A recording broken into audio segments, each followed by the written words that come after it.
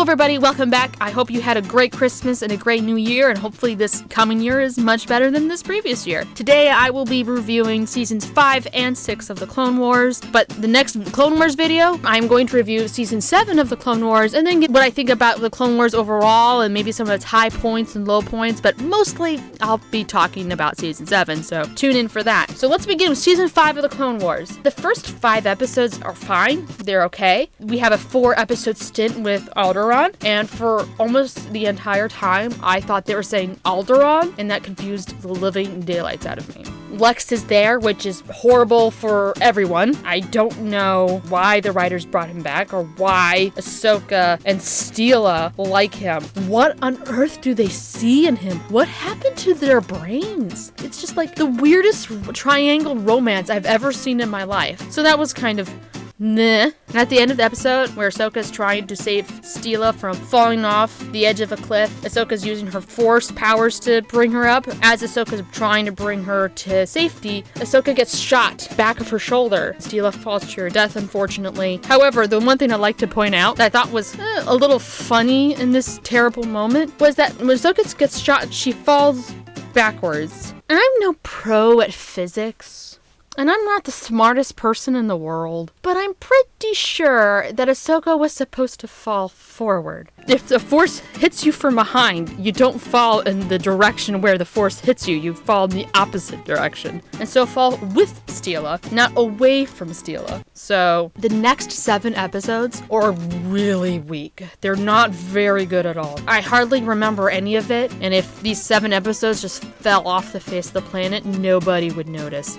The episodes on Mandalore are super interesting. Mandalore gets taken over by Maul and Death Watch, and well, really ultimately Maul, he was just using the Death Watch to really take that over. So, and then poor Satine is brutally killed off. Feels so terrible for Obi-Wan. He tried so hard to save her. I kind of felt like that Obi-Wan was more affected by Satine's death than Satine's younger sister Bo-Katan. I know that Satine and Bo-Katan, they're kind of opposite of each other. They thought very differently from each other, and I think their relationship would have been an interesting thing to explore, but this show's not about them. And then we get to the very end of season 5. One of the biggest moments of the Clone Wars are with Ahsoka and Anakin. This episodes leading to Ahsoka's departure from the Jedi were really good. I don't know why Ahsoka chose Padme to be her lawyer, honestly. Padme failed to mention how the supposed evidence seemed super convenient, and when Ahsoka leaves her cell, all these clone troopers are beat up and lying on the floor, and somebody else did it, and it's super convenient that there are no cameras in any of those areas. Also should point out that there's conveniently no sound when Ahsoka is allegedly, and definitely not, choking the prisoner. So Padme kind of stinks at being a lawyer, so Ahsoka, next time, pick a better lawyer. The evidence against Ahsoka is at first glance is good, but it's super convenient, and it should have sent alarm bells in everybody's brain, and the Jedi Council should have noticed that. So the problem with the Jedi Council in these episodes, and they were in the wrong, the Jedi Council was in the wrong, but the problem with the Jedi Council in these episodes was not that they were hypocritical. I don't think they really did anything that would fit the definition of being a hypocrite. Their issue is that they cared way too much what the people thought of them. Public opinion of them was severely down, and they thought that handing Ahsoka over to the government, instead of handling it like the normal Jedi way, would boost up their public opinion. The Jedi should have been more concerned with doing what was right instead of what people thought of them. That's what they did wrong there. That's what I would criticize them for. And, you know, it's a very easy thing to fall into. No one's perfect, and it's very easy to start worrying about more what people think of you than you should. But the writers didn't really criticize the Jedi for caring too much about the public opinion.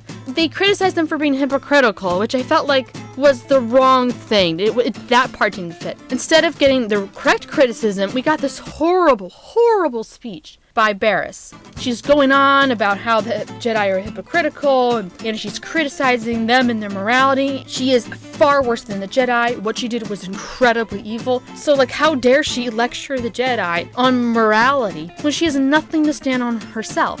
I felt like the writers wanted me to acknowledge that Barriss is this evil human being, but also acknowledge that what she's criticizing the Jedi for is kind of correct, and I don't. Like, who's being the hypocritical one? And Ahsoka's decision made perfect sense. I, at the very least, would have considered leaving. The Jedi Council wants her to come back to the Jedi Order, and Anakin really wants Ahsoka to rejoin. And that moment where Ahsoka closes Anakin's hand, and she's like, no, I'm not coming back. And then she leaves. Anakin goes out and follows her, and we have this great moment between just Ahsoka and Anakin. That's a really well-written scene, really well acted. The music is amazing, and the animation, the lighting was also really good. So that moment was a really well done moment. So kudos to the Clone Wars people. Season 6. There's not much to say here. There are only 13 episodes. The first 4 are pretty good, and they're also super frustrating, but also in a good way. Jedi were so close into finding out about Order 66. The Clovis episodes were alright. Anakin goes full Darth Vader mode on Clovis by nearly killing him because Clovis liked Padme. Padme brought up these issues in their relationship, that their relationship was built on lies and deceit, and that part was never really resolved. And she quickly got over the fact that Anakin snapped and nearly killed someone. I think that would take more time to get over. But then again, I guess she's also the one who kind of brushed off the fact that Anakin committed genocide, so. The Yoda episodes were interesting in a lore sense. I think the writers were trying to explain why Yoda went off the grid and stuck around in Dagobah until Luke showed up. I didn't personally really feel like I needed that explanation, but maybe some people did. And that moment between the Emperor and Yoda was super interesting. Really liked it. So I think overall, Season 5 is among the weakest seasons. The first 12 episodes are either super boring, mildly annoying, or fairly forgettable. And the only real saving grace for Season 5 are the last 5 episodes with Mandalore and Ahsoka. If we lost the other 12 episodes or so, nobody would remember, nobody would really care. That's why I think overall, Season 6 is stronger and better than Season 5, but the last 5 episodes of Season 5 are much better than any of the episodes of Season 6. Usually I have a section on characters. Character-wise, I don't really have much more to say. Ahsoka is still growing and maturing, and it's super interesting when you think about it, how she's this bratty, brash young Jedi at the beginning of the series, and at this point, she's really grown up. It's kind of nice to see a progression like that. Padme is still kind of an character, and Obi-Wan is still as fantastic as ever. So Obi-Wan is the most consistent factor in all of Star Wars, I think.